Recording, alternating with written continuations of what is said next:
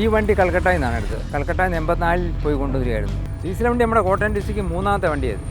അത് കൽക്കട്ട ഇപ്പോൾ ഞങ്ങൾ 5 പേര് ഇവിടുന്ന് പോകും. 3 വണ്ടിയും കൂടെ വരുന്നു. അന്ന് ഇവിടെ കൊണ്ടുവന്ന് വിറ്റാൽ 10-11 രൂപ ലാഭം കിട്ടുമായിരുന്നു. ഇത് 2 സിനിമയ്ക്കകത്തൊക്കെ ഉണ്ട്. പയ്യ ചിന്നദാത 2 പടത്തിനകത്തുണ്ട് ആദ്യകാലത്ത്.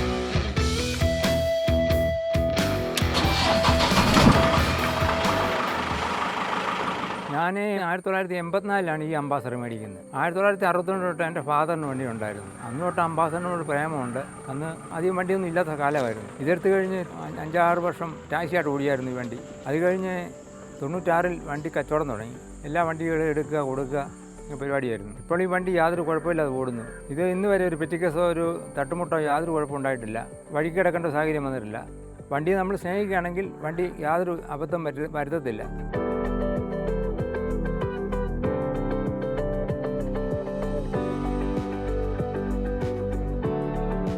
ഈ വണ്ടി കൽക്കട്ടയിൽ നിന്നാണ് എടുത്തത്. കൽക്കട്ടയിൽ നിന്ന് 84 പോയി കൊണ്ടുവരികയായിരുന്നു. അന്ന് തൊട്ട് പ്ലാറ്റ്ഫോം ഗിയർ ആദ്യത്തെ വണ്ടി നമ്മുടെ കോട്ടയം ഡിസ്ട്രിക്റ്റിൽ. അന്ന് എല്ലാം സ്റ്റിയറിംഗ് ഗിയറാണ്. എൻ്റെ ഫാദറിന് 1962 തൊട്ട് വണ്ടിയുണ്ട്, അംബാസഡറുണ്ട്. അന്ന് പെട്രോളിനൊക്കെ നിസ്സാര വിലയുള്ളൂ. അത് ഇന്നത്തെ 5 ലിറ്ററിന് 4 രൂപ വിലയുള്ളൂ.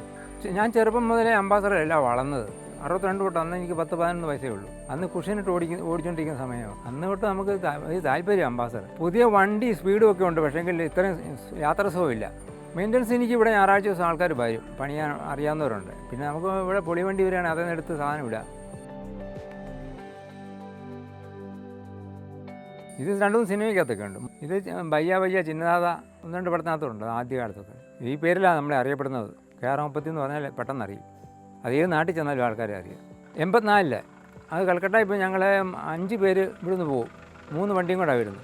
അന്ന് ഇവിടെ കൊണ്ടുവന്ന് വിറ്റാൽ 10-11 രൂപ ലാഭം കിട്ടുമായിരുന്നു. ഡീസൽ വണ്ടി നമ്മുടെ കോട്ടയം ഡിസ്ട്രിക്റ്റ് 3ാമത്തെ വണ്ടിയായിരുന്നു. ഇത് കൊടുക്കത്തില്ല, എന്നാ വില പറഞ്ഞാലും കൊടുക്കത്തില്ല, ആരും ചോദിക്കത്തില്ല.